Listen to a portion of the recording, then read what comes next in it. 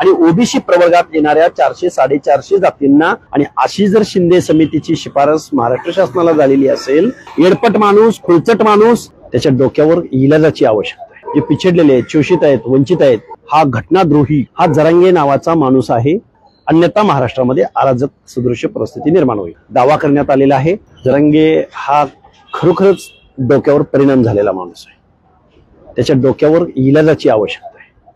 कारण त्यांच्या टोटल प्रेसमध्ये बघितलं तर वैयक्तिक कुणावर तरी टीका टिप्पणी करणं, जे संविधानिक आरक्षण आहे, जे कायदेशीर आरक्षण आहे, जे सामाजिक दृष्ट्या मागासांना, जे या इथल्या व्यवस्थेमध्ये हजारो वर्ष जे पिछडलेले आहेत, शोषित आहेत, वंचित आहेत, त्यांना एक सकारात्मक भेदभाव म्हणून त्यांना जे आरक्षण दिलं गेलंय त्या आरक्षणाच्या मुळावर उठलेला हा घटनाद्रोही बेकायदेशीर वक्तव्य करणारा, कायदा आणि सुव्यवस्थेला चेतावणी देणारा हा जरांगे नावाचा माणूस आहे.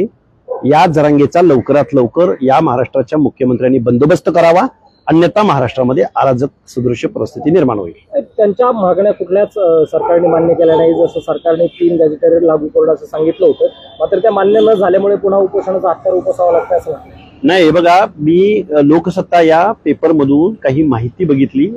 त्यामध्ये 58 लाखांपेक्षा जास्त नोंदी सापडल्याचा वेगवेगळ्या दस्तऐवजामधून दावा करण्यात आलेला आहे. 8,25,000हून जास्त प्रमाणपत्र इश्यू केल्या गेल्याचा दावा केलेला आहे. 2 कोटी कुटुंबांना लाभ होत असल्याचा दावा केलेला आहे. आणि अशी जर शिंदे समितीची शिफारस महाराष्ट्र शासनाला झालेली असेल आणि महाराष्ट्र शासन as it is he Shinde समितीची शिफारस जर लागू करणार असेल तर महाराष्ट्रातलं ओबीसीचं आरक्षण संपलेलं आहे. हे मी अभ्यासानं, विचारानं महाराष्ट्रातल्या ओबीसीच्या नेत्यांना, ओबीसीच्या आमदारांना आणि ओबीसी प्रवर्गात येणाऱ्या 400-450 जातींना माझं सांगणं आहे की तुमचं आरक्षण जर शिंदे समिती अंमलबजावणी झाली तर तुमचं आरक्षण संपलेलं असेल.